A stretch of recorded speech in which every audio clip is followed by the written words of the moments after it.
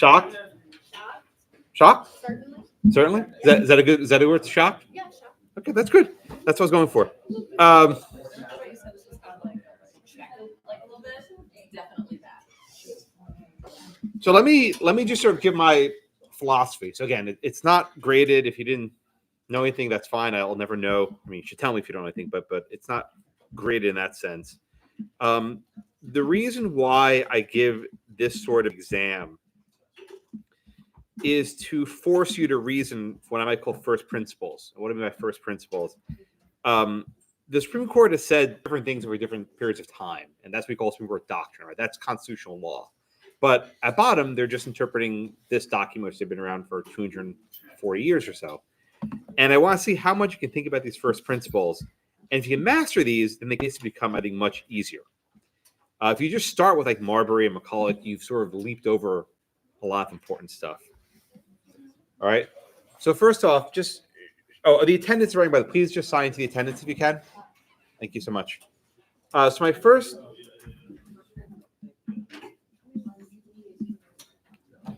Okay, everyone got papers? You good? All right. So my first question: who here finished? Just your hands. 3 questions. 4. 5. Okay. Sorry, I thought. Okay, so. It's okay if you didn't finish 5 because in reality you should have 90 minutes. I came back after an hour because I have time to discuss it. For the actual final, you have obviously 3 hours. Actually, it's not obvious. I don't know why you don't have 4. It's never made sense to me to say 4-hour class. Why is it not a 4-hour final? But I have no control over that. So you have a 3-hour exam, and you have 2 of these sort of fact patterns, which means you should have 90 minutes per fact pattern, right? Just that's simple math. If on the actual day of the final you are at 90 minutes and you're not finished question number 1, go to question 2. You don't want to leave points on the table. Just stop and go on. The worst thing to happen is you leave something blank. Just stop where you are and move on. But within a single 90-minute block, how should you allocate your time? So my exams are predictable. There are going to be 5 subparts for each question. Okay. So you have 90 minutes to write 5 subparts. I would recommend 20 to 30 minutes just to read the question several times. Read it really close. Mark up your paper, take notes, think about it as you go along. I would not start writing immediately. And the reason why I say this is there might be something in question 3 that helps you with question 1. What do I mean by that? I won't ask the same thing twice. In other words, question 1 is about these cases, questions about those cases, and so on. If you start answering question number 1 about, let's just say McCulloch v. Maryland, and you get to question 3, it's also about McCulloch, that means you're probably wrong on one of them. I won't make 2 questions have the same answer.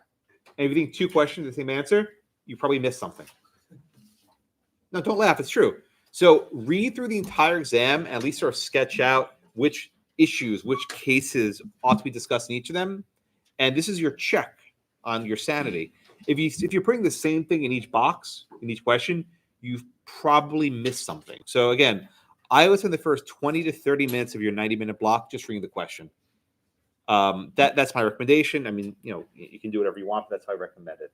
That leaves you then about an hour to write, right? You have an hour to write 5 essays, which is about 10 to 15 minutes per question, right? So you have basically 10 to 15 minutes. How much you're writing? The word limit is 1,000 words. You should try to do roughly 200 words per essay, per subpart, I mean. So you have basically 10 minutes to write 200 words. That is not unreasonable. That's actually not at all unreasonable. I think 10 minutes, write 200 words, you can write that in a couple text messages, right? But here's the rub. You have to choose your words wisely. What I see a lot of students do, and this one sort of breaks my heart, is they write like 500 words for the first one and like 400 words for the second one, and like, oh crap, I'm out of space. I read almost 800, 900 words, and they sort of write like a sentence for the other 3. And you've burned points. You lost those points. You're not getting them back. Or what students do is they start deleting stuff, which is the worst. They say, oh man, I wrote too much in part 1. Delete. You've thrown your gold in the garbage. You've wasted your time, and you're not got any points for it. So when you're practicing for the exam, get a sense of what 200 words looks like. 200 words is not a lot. It's 4 or 5 sentences, maybe 6 sentences. It's not a lot, right? I think you'll get like an internal clock, but you have a word count feature on ExamSoft. It's actually, let me just say this. In ExamSoft, the word count feature is hidden. It's stupid. By default, it gives you a character count. You know what a character count is? How many letters? And oh my God, one year the student, she broke my heart. She wrote 1,000 characters. That's like 4 text messages. I warned her, and it was a midterm, so I didn't count, but I warned everyone, and she wrote 1,000 characters. I knew exactly it was actually very good. What she wrote was excellent. She made her things concise, on point. I was like, wow, this is great. She wasn't track for an eggs if she didn't write anything, right? But she knew the material, which is the one that kills me. I still remember it to this day, years later. But get a sense of what 200 words look like. It's 4 or 5 sentences, maybe 6 sentences. So if you're writing your answer to part 1 and you have 5 sentences, that is your tell to either stop writing, go to the next one, or maybe sort of refine it. Okay. But again, you do not want to be in a position where you're over the word limit and you're just deleting stuff randomly, because you're going to delete something that's good and you know what that is. All right. You're going to just put points. The other one that kills me is I get to the exam and they just leave number 5 blank. They just didn't get to it because they ran out of words. They just said, "Oh, I'm out of words." That's a 0. You get 0 of 10 points. That one, if you do that, it's hard to get above a B, right? You're dropping out a letter once you do that. So pay attention to your word count. Pay attention to your timing. Again, I would do 20 or 30 minutes, read the question top to bottom. Again, where's the paper? It's not long. It's front and back, 1 page, front back, 2 pages, right? The question itself is not long. Here it is, yeah. I'm actually very sort of adamant upon this. I mean, look at this. It's a page and like a quarter on the back. This won't take more than actually 5 minutes to read, but there's lots of buried in there. I write these fact patterns, I think, quite consciously to make you read it and reread it. I said this the other day, I'll say it again. Every fact I give you is there quite deliberately. I don't put a red herring. Like, I'm not trying to throw you off. If something's in there, it's there for a reason. Your challenge to figure out what that reason is. Right? It won't be obvious why it's there. Don't get me wrong. These are hard issue spotters, but I'm not going to put something there unless it's relevant. So if there's a sentence like, why the heck did Blackman put that there? I don't know what the hell. What case is it about? What okay, that means you're not getting it, but it's there for a reason, and that's there to sort of jog your memory and force you to think about it. All right. So again, any questions so far? I heard a groan of some sort. No. That's just a groan? Yeah. Well, I guess I'm thinking like in question 1, you shouldn't use like facts from like, like part 5, right? That's a curious one. The answer is probably no, but it's not always no. The answer is usually no to that question. But I try very hard, and this is why writing these exams is not easy, to make each of the 5 parts distinct and not related. I do that again so the students don't give me the same thing twice. There's so much stuff I can test you on. I want to test you as much as I can. And if questions 1 and 2 are related, I've just limited how much stuff I can actually test you upon, right? Because there's so many cases we're going to learn. I mean, again, we have roughly 100 cases. I mean, more or less 100 cases. I'm going to ask you 10 questions on the exam. I can only ask you a fraction of those, maybe 20 or 30 cases total on an exam. I can't do much more than that, 15, 20.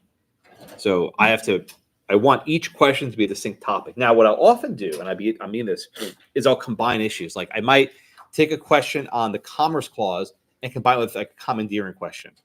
Or I'll take a question on, executive power, and I'll combine it with, the spending clause, right? I'll do something on maybe the president's removal power and, federalism, right? Something that states. Like I'll take 2 issues that are not obviously connected, and I'll mush them together and sort of unpack it. But that's how I think about these questions. Like Korematsu, for example, right? That was a question that was both about, does the president have the power to do this, and does it violate, racial classification under the 5th Amendment? So it's 2 issues that are not obviously together, but they are. Youngstown, does the president have the power to seize the mills, and is the mills seizing a taking, which requires compensation, right? There's 2 of these issues that sort of collide. All right, everyone with me so far. Again, so for timing, please do the word count and make sure you're not over 1,000. I stopped reading 1,000. I mean, I stopped. The software gives me a word count. I don't have to do much. It tells me 1,050 words. I just figure out where 50 is and I stop. I just don't read it so if it's not there. So it's unfortunate, but I every year there's a really strong student who gets a really weak grade because they didn't adhere to the word limit. And those I do. Now, why do you have a word limit? It levels you all. If I tell you you have 10 minutes to write 200 words, you all have the same task. If I tell you have 10 minutes to write as many words as you can, that's not even, because you can just vomit on the page and hope. It's like you throw a bowl of spaghetti at the wall, hope something sticks. That's what exam writing is often like. I don't like that. It doesn't prove anything. My worst exams ever was in torts. I got a C+ in torts. It's true. True story. True. I'm a law professor, amazingly. There's hope for you all. It's true. I got a C+ in torts. So do not ask about negligence. I do not get negligence to this day. I just don't get it. I don't. But my exam professor said, yeah, the way I grade is I just read through it. Every time I see something I like, I give a plus. I give a plus, point. I'm like, what? What do I do with that? What do I do with that? I just vomit on the page. So the word limit keeps you honest and makes you think of concise answers. Now, how do I actually grade? I grade each of the 5 parts scale of 1 to 10, or actually 0 to 10, I suppose. If it's blank, that's 0. So you get no points. I don't give many 1, 2, 3s, and 4s. Those are usually as if I see the student obviously ran out of time and just wrote like a sentence of garbage. They wrote something. Okay, that's a point, right? You don't leave it blank. And then maybe they wrote like a sentence. They just mentioned something germane. Okay, that's 2 or 3 points.